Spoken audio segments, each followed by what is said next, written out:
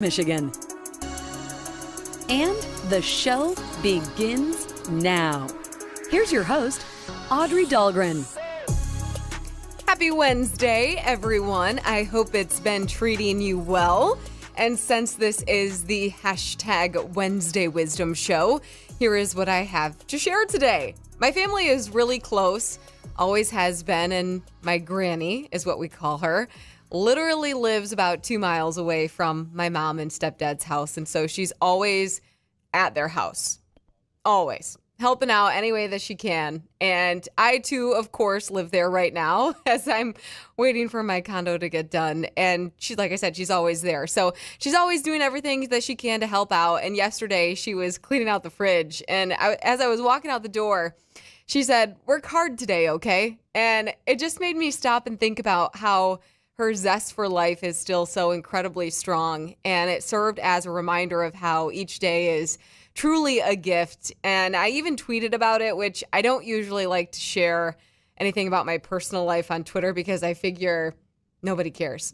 It's not what it's really there for. That's not kind of the platform that it is. But, that just really resonated with me. So my hashtag Wednesday Wisdom is just to remember how each day is truly a gift. And if you have a quote, mantra, or story that you'd like to share, you can always do so by putting it on my Facebook page, The Audrey Dahlgren Show, or on Twitter at Dahlgren Show. And don't forget, you can always listen to each of my episodes live by downloading the Spotlight Radio Network One Touch app. We're talking softball to start the show today because now that the state quarterfinals are done in high school, there's just one team from Mid-Michigan still standing. In Division I, DeWitt was shut out by South Lyon 7-0, while top-ranked Holton beat Portland St. Patrick 6-1 in Division IV. But in Division II, Owasso was able to beat Wayland 5-4 in 8 innings to move on to the semifinals tomorrow, which are going to be played at Sequia Stadium in East Lansing. It was another wild, on the edge of your seat, fans clinging to the fences finish for the Trojans. So with that being said, we had to have the head coach, JoEllen Smith, on our show today. And hi, JoEllen. Is your heart still racing from last night? Yeah, it is still racing, yes. Crazy. I know. Yeah, these past 2 games have really just been kind of about who wants it more, considering Saturday's regional championship game also went into extra innings. So how impressed have you been with your team's ability to mentally stay locked in these 2 games? More impressed than because we are, I think, probably known as a community and a school that, when we're down, we quit. But I think we just changed that whole outlook for everybody out there because when these kids get down, it's like it gives them some energy. And I have to give kudos to my seniors who have really pulled us through this whole thing. Yeah, why do you think that is?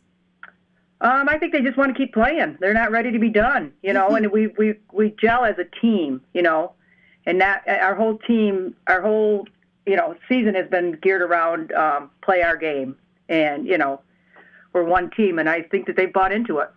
Yeah, because you did mention that last night, following the win, that you have some young players, but it's your seniors who have really been playing an instrumental role. And so, they're the ones you've been impressed with, as you mentioned. What else about the senior class makes them, I guess, a pivotal piece to your team?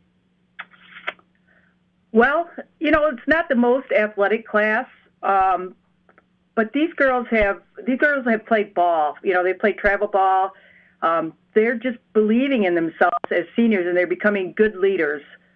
Which I probably wouldn't have said that at the beginning of the season, but they have definitely come into their own.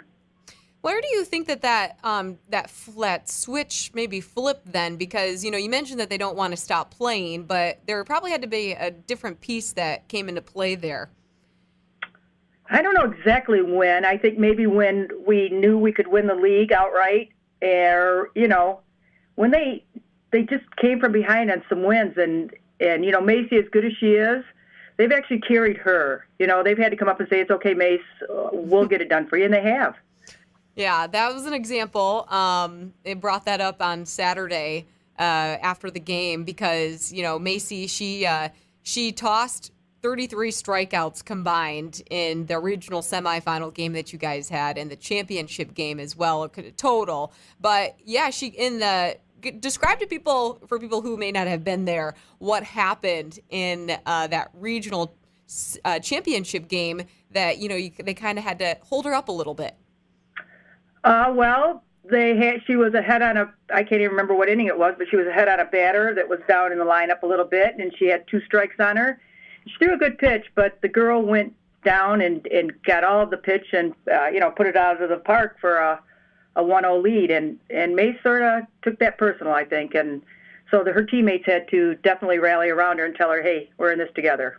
Right. And you mentioned in the circle about how, she shouldn't get upset, don't need to cry, because that's why we're all here together, in it together.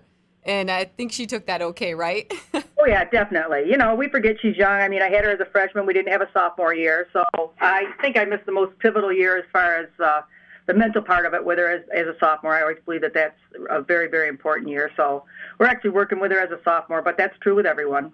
Right, yeah, with COVID. Yeah, missing that COVID year. And so, when it comes to her, because she is committed to play at Kent State, but what else about Macy, have you been impressed with this year when it comes to her pitching? Well, she's got us out of some huge spots where there's been no outs, bases loaded, of course, in the regional. She struck out the side. Several times I can remember back second and third with no outs, and she struck out the side. So when she needs to get the job done, it gets done. We need to work a little bit on her being ahead in the count type stuff. But once again, that's just, the youth in her. Yeah, that'll grow. I mean, she's learning very much so, because a perfect example, too, again, of that was last night, because the very first batter that she faced ended up giving up a home run. Yeah, with an 0-2 count, and that'll take the wind out of your sails.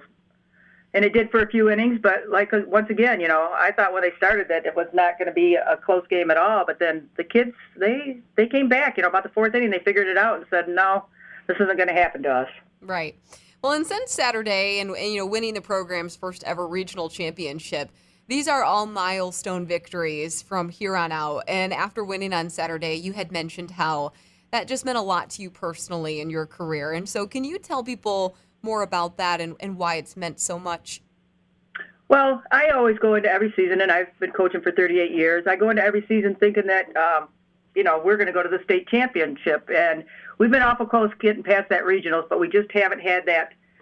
We haven't had that toughness that's gotten us past. And I think maybe more than anything is what this resilience that this team has shown meant so much to me. Because I know before we could do it, we just didn't have. I don't know, we just didn't have the kids that believed in themselves, and these kids do. And so for me as a coach, to get the kids to believe in themselves, and my coaching staff too, I've got a heck of a coaching staff, but to get these kids to believe in themselves, that's such a huge life lesson. Yeah, when it comes to your coaching staff, how long have you guys all been together? Well, my husband and I have been together through the whole thing, which is 38 years. I think Devin, my assistant coach, has been with me 20. Jessica Henry was one of my former players, and she coached at Chesaning a little bit, but she's been back, just got back in the program. She's got a couple little kids. And then Marley Apsey, who played at Michigan, she was Marley Powers, has been my JV coach, and she was one of my players also. So it's pretty much alumni and people that have been around, which is huge to the community and huge to the program. Once they get here, they don't go. But Marley's probably been with me 7 years. So, but the combination, they all step up as they're the head coach, and that's the beauty of it. How has that helped you, too, in your role? Knowing that you have all of your staff who essentially know what the program is about.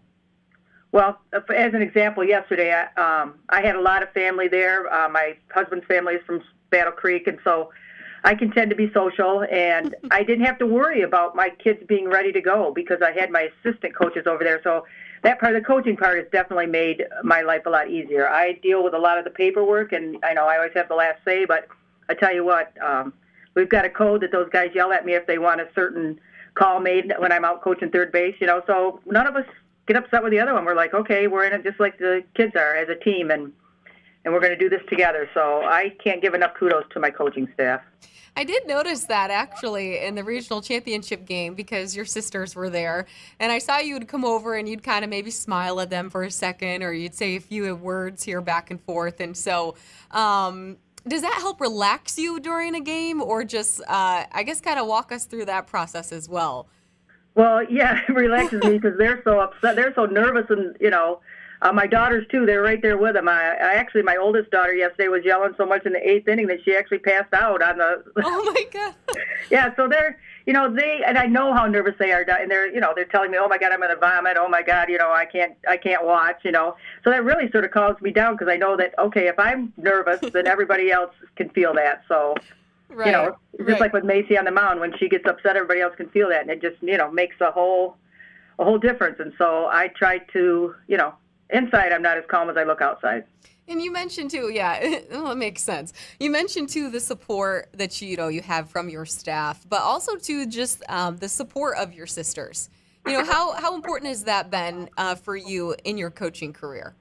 They've been there 38 years. My sister, my older sister Molly, comes from Petoskey. She drives down 3 hours, stays overnight. I can't say enough about them. They're my biggest cheerleaders. They have superstitions like they made Powerballs yesterday, so of course my sister's bringing back over Powerballs for the girls tonight. I don't have words. My brother's been involved the last couple games and he's enjoyed it, and there's just not enough words you can say for my family and their support, for my program and for my girls. You mentioned too, I think after the regional championship game that they, had kept their same clothes on because that's how superstitious they were about it. And two, I believe maybe you had mentioned, because Nick was out at the game last night covering this for us on the Channel 6 side, and mentioning maybe how you felt maybe like your parents were with you. Oh yeah, always. My mom and dad. Actually, my dad passed away in '92, and it was the day that I won the national championship in Class B women's fast pitch, and that was the day he passed away. But he was waiting, I think, for me to win something like that because it had been so many years. And right after I made the phone call, he was taken to the hospital and never really recovered after that. But he was just, I wouldn't have known it talking to him on the phone. Wow. And my mom too. My mom, has just been my biggest supporters. Wow, that's quite remarkable. I mean, when you share that, and so I when you think about going into tomorrow's game at Sequia Stadium, how do you think that your team's going to embrace playing on a stage like that? They've embraced this all, so I think that I don't think it's going to. They've really been. I mean, I can tell on the bus ride they aren't. They don't have nerves from it, They're just happy to be there. They're happy to be there. And Casey, who's the coach from Mason, she's going to escort us on the field. And I've known Casey forever. And just little things. But the kids don't know. They won't know until they get there really what the spotlight is as far as, where they're at. But I think they'll embrace it. I really do. Yeah, and it's a very great opportunity, to be able to play on Michigan State's campus. And, that Division I feel of, playing softball in a stadium like that. And what do you know about Gaylord, and what have you been telling your team about Gaylord? Well, they pretty much do, between my sisters and and my team, they pretty much research on their own. I do very little. I look at records. I try to see a pitcher's ERA. But I do very little. I know they've only lost one game this year. They're very young. So it's going to be a game. Right. So what have your sisters done then to prep? Well, what they actually called this morning to let me know their laundry was in.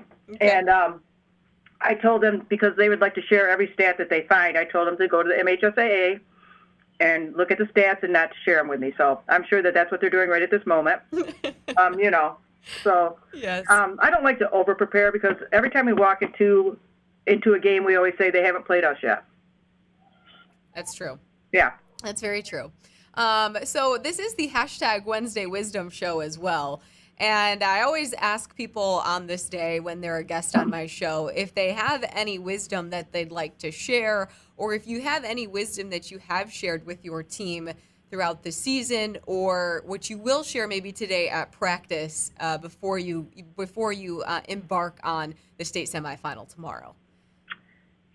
Actually at this point we don't push too much on them, including the wisdom part of it, but we do have what's called, and we have always had what's called an inspiration, where one of our players will every game have some sort of inspiration, whether it's a quote, whether it can be anything that inspires them, that we share with the team why the other team is taking their infield. And Coach Bursmore has taken over that since we've been in the state finals, has taken over that that role, telling the kids that they don't need to think about that right now. And she's just done a heck of a job with them. So, she really gives them wisdom at that point. She tells them life stories from she played at Central, from what it's really about, and it's not really about softball. It's about the family and everything. So the wisdom just comes daily, just as far as it's not really all about softball. This is life lessons right now. Mm-hmm.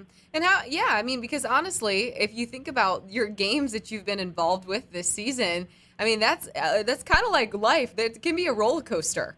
Yeah.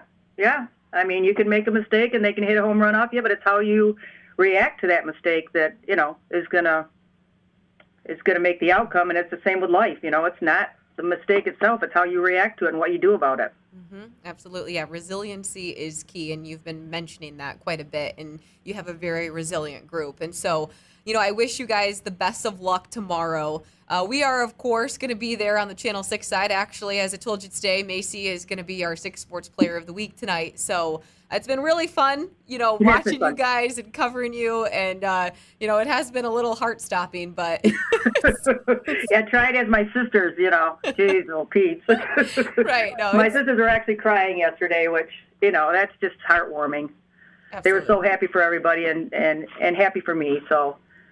you can't say enough about that kind of stuff. And they missed you yesterday, just by the way. Oh, well, you'll have to tell them I said hello. I will. Yeah, because I definitely enjoyed watching them during the regional championship game on Saturday. I kept, after every, strikeout or every at-bat, I kept looking over at them to see how they were reacting. So Yeah, they have a lot of different reactions, but they definitely have been, huge in this whole thing. Absolutely. Well, JoEllen, thank you so much. And like I said, best of luck. And we'll be keeping tabs, obviously, throughout the rest of the way. Okay. Thank you very much. That was JoEllen Smith right there, the head softball coach at Owasso High School. And, Alex, if you could just literally see how these last couple of games have transpired for them, it is unbelievable. In that regional championship game, Macy Ireland, as I mentioned, so throughout the whole day on Saturday, we'll start there real quick. She had 33 strikeouts total on the day. Jeez. She had 12 in the semifinal game, regional semifinal game, and then she went on to have 21 in the regional championship game. She struck out the side, as JoEllen was mentioning, in a really pivotal inning. I believe that was in the bottom of the ninth. Oh, wow. Yeah, bottom of the ninth. She struck out the side, and then it allowed the offense to step up, and they won in the 10th. But yeah, so that's one drama-filled day. And then yesterday they go to extra innings as well, and they win in a walk-off. So quite the emotional roller coaster for sure. Absolutely. And so, yeah, they're going on to, as mentioning, the state semifinal game that's going to be against Gaylord tomorrow at 10 a.m., and we'll, of course, mention that. We're going to be there. But this is a historic season for the Trojans because everything that they've been accomplishing from the regional championship on out has been a first. And so as she's mentioning, she's been the head coach there for 38 years. And Saturday was the first ever regional championship for their program. Yeah, a long time coming for sure. Yeah. And so 2 wins now, essentially 2 wins away from a state title. And so it'll be a lot of fun. As I mentioned too, Macy Ireland is our 6 Sports Player of the Week tonight on WLNS. On that side of things, Ian Kress will be out at practice today to profile Macy, and we'll give a better feel for kind of what makes her tick. She is committed to play at Kent State. And we're going to take a little break, but when we come back, we're going to talk some hoops. Shocker. But not of the collegiate variety. Yesterday, we learned a few NBA players have committed to play in the Summer Games in Tokyo. So we're going to tell you who and why this is a big deal. That's coming up next on the Audrey Dahlgren Show. Thinking of a new air conditioning unit for your home? Hi, Peggy Doty with Doty Mechanical. A new Carrier high-efficiency AC unit will lower your energy usage and increase your home comfort. Current Carrier Cool Cash offers and available utility rebates mean your savings have never been better. Call Doty Mechanical today at 327-7777 or visit us at dotymechanical.com for your free estimate. For heating and cooling, the names to know, Doty Mechanical and Carrier. Turn to the experts. Google rolling out updates to its Android phone operating system. You'll now be able to star content in the Messages app so you can easily find it later. Google's making it easier to just use your voice, as more apps are now compatible with Assistant, so you can ask the Assistant things like, pay my Capital One bill, and Google is bringing its Android-based earthquake alert system to more countries. Amazon opening the first full-size fresh grocery store that uses its Just Walkout technology in Bellevue, Washington this week. The checkout-free tech enables customers to walk inside a shop, fill up their carts with items, and then walk out without having to go through a checkout line. This store will have the Just Walkout option and traditional payment methods. Shopify's one-click checkout service is now available to non-Shopify merchants. Anyone that sells on Facebook or Google can use the Shop Pay feature. Tech Report, Larry Olson, NBC News Radio. Live across the Great Lakes State, you're connected to Michigan's most engaging and influential radio and television program, Michigan's Big Show, starring Michael Patrick Shields. Great to be with you, Michael Patrick. You're the show I would want to be on. Forget those other ones. Michael Patrick, it's always a pleasure to be on the air with the King of the Airwaves. Thanks for having me on again. That's a very good question. Those are all great questions. Good morning. Thank you. Michigan's Michael Patrick Shields. New York City will honor healthcare heroes and other essential workers with a huge ticker tape parade July 7th. Mayor de Blasio says it'll be the first true large parade in the city since the pandemic began. The people kept us alive. The people kept the city going no matter what. We are going to hold a parade. Researchers at Yale University are looking at the role warmer weather plays in the spread of COVID-19. A new study in the journal Nature Communication found that temperatures of more than 68 degrees combined with high humidity and increased UV radiation can lead to a moderately lower number of new infections in a single person. But researchers are also quick to point out that public health measures like vaccination, mask wearing, and social distancing are still the best ways to prevent infection. Health Update, Sarah Lee Kessler, NBC News Radio. I'm Tony Cuthbert with your Spotlight Sports Update. The Tigers held on for a 4-3 win over the Royals in Kansas City last night. Jonathan Scope smacked a 2-run shot and Casey Mize notched his 4th win of the season. Detroit goes for the series sweep this afternoon, sending Tarek Skubal to the mound against Kansas City's Brady Singer. The Tigers made several roster moves yesterday, including placing pitchers Matthew Boyd and Alex Lang on the 10-day injured list. Detroit called up relievers Willie Peralta and Miguel Del Pozo and designated Bo Burrows and catcher Wilson Ramos for assignment. The Tigers also called up star pitching prospect Matt Manning. And Kevin Durant played every minute of Game 5 as he tallied 49 points, 17 boards, and 10 assists in the Nets' 114-108 win over the Bucks. Tonight, the Clippers take on the Jazz, and the Hawks visit the 76ers.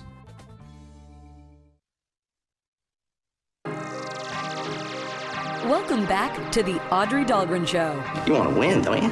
Well, I think I'd really rather try to beat him honestly. The Spotlight Radio Network. The 2020 Summer Games in Tokyo are coming up quickly, and yes, even though it's 2021, they're still being referred to as the 2020 Games because that is when they were originally supposed to be played, but we all know why that didn't happen, aka COVID-19. But when it comes to men's basketball, NBA players are slowly starting to commit to play for Team USA. Boston Celtics star forward Jason Tatum has apparently committed to play. And Damian Lillard for the Portland Trail Blazers. And last but not least, former Michigan State hoopster Draymond Green. So, he's becoming a regular on the international stage. This will be Green's second stint playing for Team USA. He repped the red, white, and blue in 2016 in Rio de Janeiro, when they not only finished the tournament 8-0, but they won the 3rd consecutive gold medal. And, he didn't play a ton off the bench in 2016, but I'd imagine he's probably going to play a bigger role this time around just because of the circumstances surrounding these games. Because, while things are slowly getting back to normal with vaccination rates, obviously increasing here in the United States, we know COVID is not just a United States issue. And it's been a problem, honestly, as we've all seen all across the country. So it made me want to take a deeper dive into what has been happening in Japan right now with COVID. They've had a relatively low number of cases, but a new wave of infections began in April, and some areas are facing restrictions until June 20th. Now, the games officially, they don't begin until July 23rd, and they're going to run through August 8th. But, so that gives about a month of leeway, I suppose. And Japan also, they just began vaccinating people in February, which is a little later than some other, nations. Roughly 5.6 of the Japanese population is fully vaccinated as well. And so, I don't know, Alex, what do you think about this? Because would you feel safe going overseas to play in the Olympics right now, all things considered? Yeah, that's a tough question because, like you said, this is a worldwide virus, and each country, each area of the world is kind of in a different position than others. And I think in America, I think I'm pretty comfortable right now where we're at and where we're headed. But that remains to be seen across the rest of the world. Not everybody has the luxury to saying that. So I would imagine that these guys did plenty of research and they've made a mindful decision. So I guess their decision, I'll give them that. But for my standpoint, me personally, yeah, I'd be a little wary. I don't know. I'd have to be convinced of a safe situation and guidelines and things like that to really feel comfortable going over there and playing.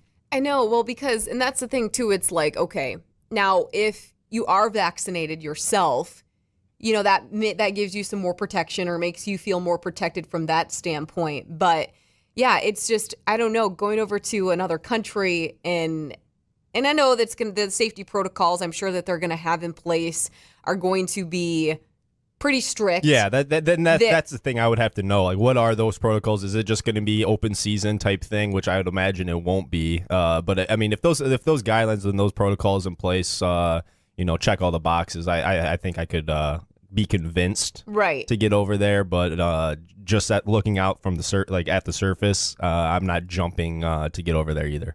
And that's something, and I know that obviously they want to get the games in because that was the whole reasoning for just postponing it and pushing it back another year. And we're definitely making strides in the right direction, but it's still, I think, a little hot topic of a conversation, a hot button issue. And the same thing with just not knowing fully, the virus, the vaccination and how that works, because I've been hearing from the get-go that even if you're vaccinated, you can still carry the virus, but you just won't develop any symptoms or any sicknesses or anything like that, which obviously I don't know exactly how that works, but if I can still carry it and I know I'm going to a country or an area that I'm not fully comfortable with, and then I'm bringing that back to my family and bringing that back to the people that I care about, I would have to know, for certain that I'm not going to bring that thing back. Absolutely. And, they've been kind of talking about too the COVID measures that are in place for the Olympics, and Japan's borders are shut down to foreigners. So no international fans can travel to the games actually. So that's going to be, that'll put some safety that'll definitely put another barrier of protection up, I suppose. And I don't know. It'll be interesting to see because this is the first major event, international event. That's the key. Is now you're because like we said earlier, not everybody's in the same position. So yeah, if in America or in your city or state, things may be damn near back to normal or feel like they are going to be, but that's just not the reality everywhere in the world. But if they're going to enhance the restrictions of who can get there and who can be there, I think that's definitely a step in the right direction. Yeah, because think about it. For a long time, all of the professional teams in Canada, they wouldn't allow anyone in to play. So it's intriguing from that standpoint. And They did a poll, too, asking people in Japan if they wanted the Olympics to come. And the recent poll suggested that more than 80% of the population want the games either canceled or postponed. Yeah, see, that was a curveball. I thought you were going to be going with 80% wanted it. It's a weird time. I think this is almost more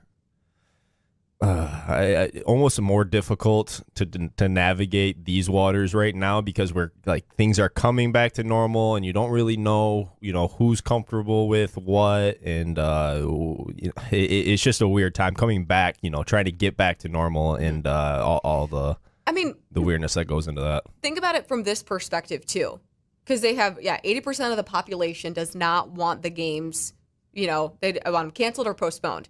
Think about if the United States held the Olympics, had the Olympics. How do you think that the population here in the United States would see having everyone come from all across the world come in here when we're dealing with a pandemic still? Exactly. Yeah. No. You hit it right on the head there. Yeah. I would expect that the percentage would be very similar. I don't think very many people would feel comfortable. I mean, it's once you expand to international waters and everybody's restrictions and guidelines have been different, that's when it gets kind of sketchy. Yeah, it's and so I was looking at something here. There's been several towns too that are set to host the athletes, and they have reportedly pulled out over fears that it could spread COVID and put a lot of pressure on the healthcare system. Yeah, that's interesting. I don't know how they're going to be able to pull this off with what you're saying. I mean, obviously there's a lot of holdback and concern from a lot of different people and people that are involved. So I don't know. It's just it seems like this would be something that would be safe to just punt till next year, just when we know more about the vaccine and the effects of it and how well that works, and give everybody another year to get back to normal, because right now we're just kind of getting back to that. So I mean, from just a mental perception standpoint and from a comfort standpoint for viewers, for people that are in that area that have nothing to do with that event or just have no choice, this thing's getting brought to them. I mean, I get why they want to get this out there, but I think it would probably be in the best interest of everyone to just, postpone it. Yeah, just punt it another year. Punt it one more year. Just one more, and I think by next summer, everything will be known. You'll be a year into the vaccines, probably a second dose into the vaccines, and we'll really know where we are by that point. And I think just makes sense, but I mean, on the other hand, you gotta make that money. But see, everybody's proceeding though as if it's business as usual. I mean, because obviously we just had Liam on yesterday. We had Morgan Beadle-Scum. He's getting ready for Michigan State. He's gearing up to go to Eugene, Oregon. I mean, they have the swimming trials that they're going through, qualification. I mean, they're proceeding forward with it. And so it's kind of almost like the IOC doesn't care what Japan or people in Japan. I mean, it's like, we're doing this. Yeah, no, exactly. It's just another level of determination, definitely. Yeah, but so going off of that a little bit too, back to Team USA and the men's basketball team. Greg Popovich is going to be the coach this year. And, training camp's going to begin July 6th in Las Vegas for men's basketball, with rosters expected to be set by late June. I was trying to think of other players who maybe would come along and want to commit to be on the team.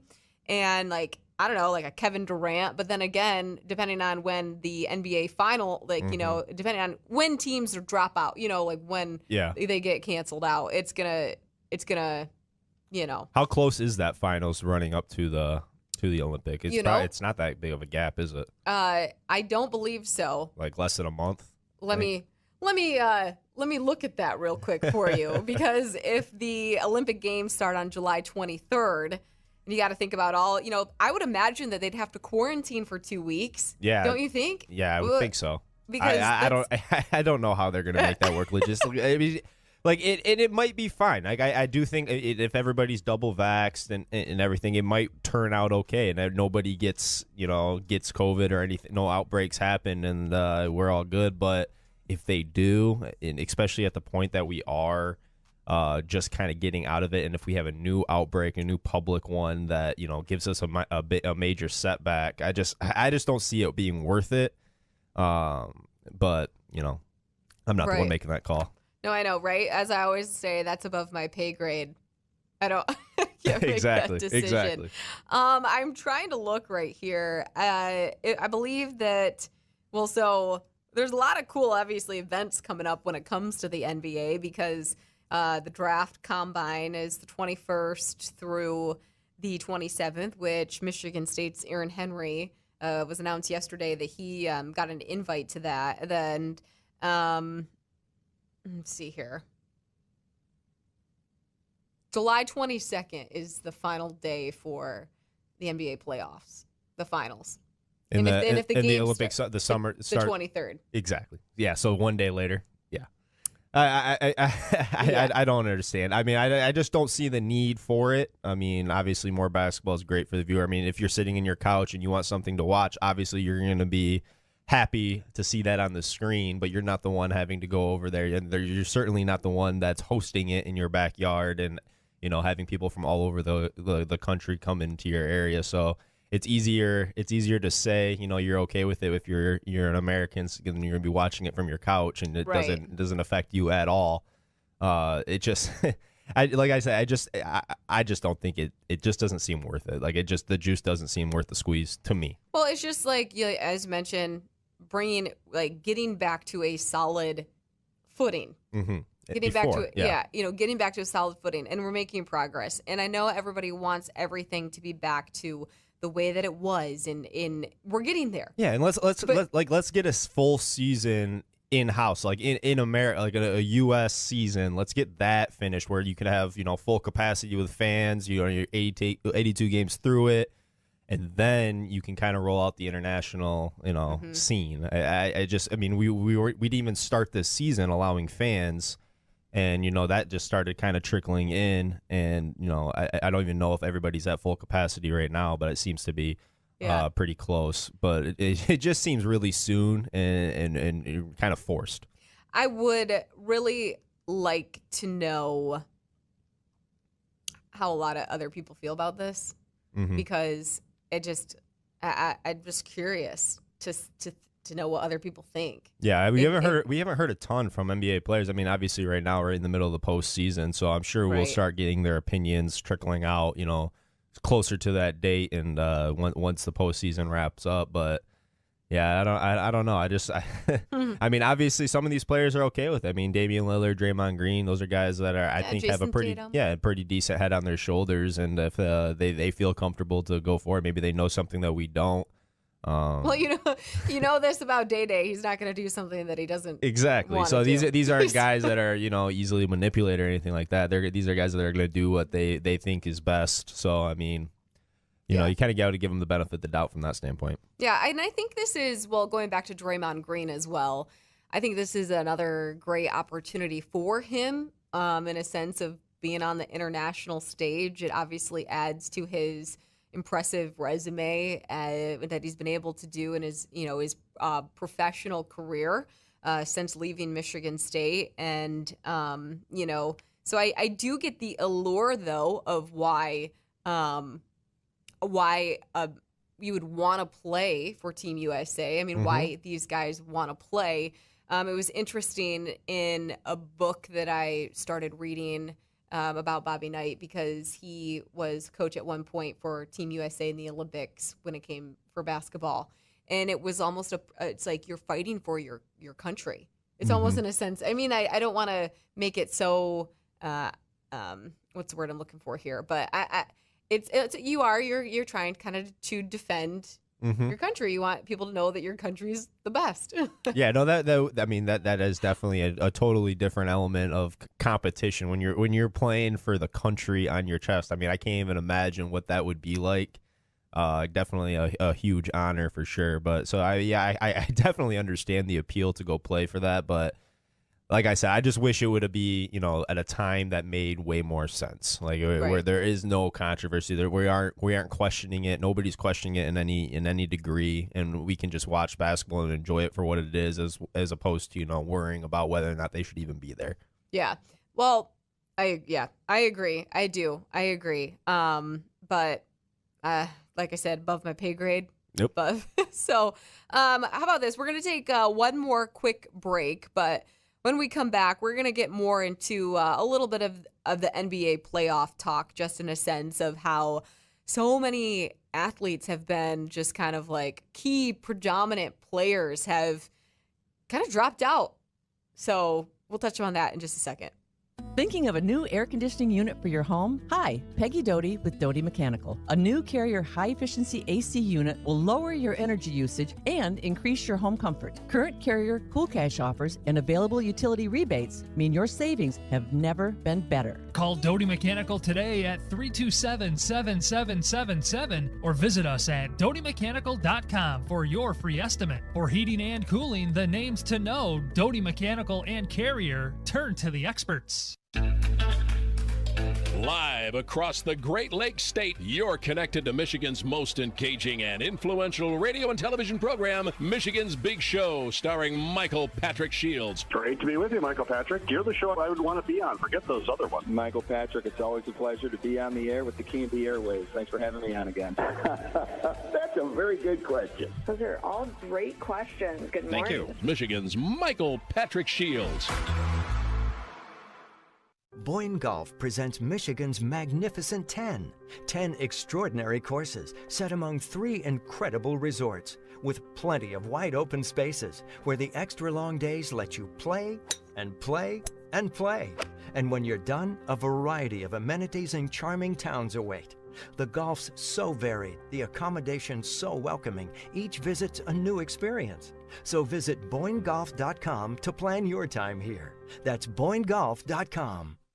New York City will honor healthcare heroes and other essential workers with a huge ticker tape parade July 7th. Mayor de Blasio says it'll be the first true large parade in the city since the pandemic began. The people kept us alive. The people kept the city going no matter what. We are going to hold a parade. Researchers at Yale University are looking at the role warmer weather plays in the spread of COVID-19. A new study in the journal Nature Communication found that temperatures of more than 68 degrees combined with high humidity and increased UV radiation can lead to a moderately lower number of new infections in a single person. But researchers are also quick to point out that public health measures like vaccination, mask wearing, and social distancing are still the best ways to prevent infection. Health updates, Sarah Lee Kessler, NBC News Radio.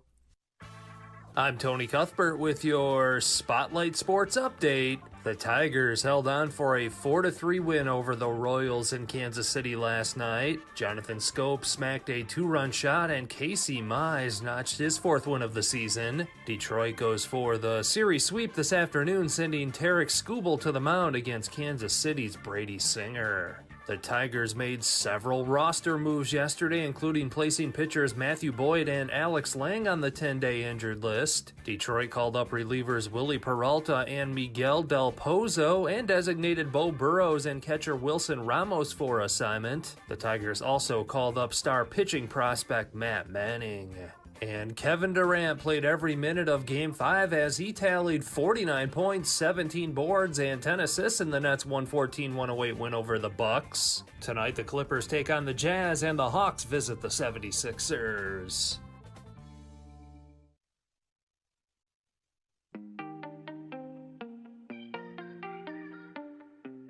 Welcome back to the Audrey Dahlgren Show. It's my team. It's my quarterback. The Spotlight Radio Network. Alex, I like this song. You like this one? Yeah, I do. We need to incorporate this into a little bit more. Yeah. All right. I like it. It's got a good vibe. Anyway, you know me, I love music. So, well, as I mentioned just before the break quickly, a lot of the stars of the NBA have been dropping like flies in the playoffs. You had LeBron James eliminated, Steph Curry and Draymond Green eliminated, Damian Lillard gone, eliminated, Kyrie Irving has an injury, Chris Paul, health and safety protocols, Kawhi Leonard, an injury, which that was the latest one that was just announced, is that Kawhi is actually going to miss tonight's Game 5 against Utah with a right knee injury, and he could be out the remainder of the series. Yeah, that's what I heard. That's crazy. And I think even Chris Paul, too. Didn't he? He's on COVID protocol now or something? Yep. The health and safety protocols with Chris Paul. And so, but yeah, the Clippers announced today that he suffered a right knee sprain in Game 4, and they're winning Game 4, and there's no timetable for Leonard's return. And he tweaked the knee on a drive late in LA's Game 4 in kind of just, it was like he planted the wrong way, sort of, you know how that can happen? It almost looked like a tweak. Yeah. And so it's always fascinating how in the moment it looks like it's something simple, but then just a little, like you said, a tweak can be different. A lot of ligaments in those knees. Oh, yeah, especially when you've been playing the game for so long. You know, your body, the wear and tear. And I think a lot of the reason why you're seeing some of these injuries maybe is because think about the overlap from last year. And, you know, the season started so quickly again. And I think that was one thing that people were kind of concerned about, is whether or not, you know, if they just handling all the workload of playing all those many games. They definitely squished them all together. It seemed like there was a back-to-back almost every, you know, third or fourth game, a lot of, you know, 2 and 3 nights, 3 and 4 night situations. So the irony of it, too, with Kawhi Leonard, I mean, he's a guy that, I mean, probably the most popular and kind of the poster child of, you know, the resting throughout the season, taking games off so that you are in a position during the playoffs where your body's fully healthy and these types of tweaks don't happen. So yeah, it's kind of ironic that he was the one to, you know, fall to that. But man, the Chris Paul too. I mean, he cannot catch a break. I mean, he's a guy that is continually injured throughout the postseason. Struggles with this all the time. It always seems like something happens, and you know he's finally pretty much healthy, and he gets hit in COVID protocol in one of the biggest playoff games of his career. I mean, him and the Phoenix Suns right now, they're rolling. I mean, they look to me like the team to be in the West. And another guy that you touched on, I might as well, I'd be remiss if I don't mention this, but Damian Lillard. I mean, that's a guy, too, that he needs to find himself a spot. Because I would love to see Damian Lillard team up with Devin Booker in Phoenix, with DeAndre Ayton.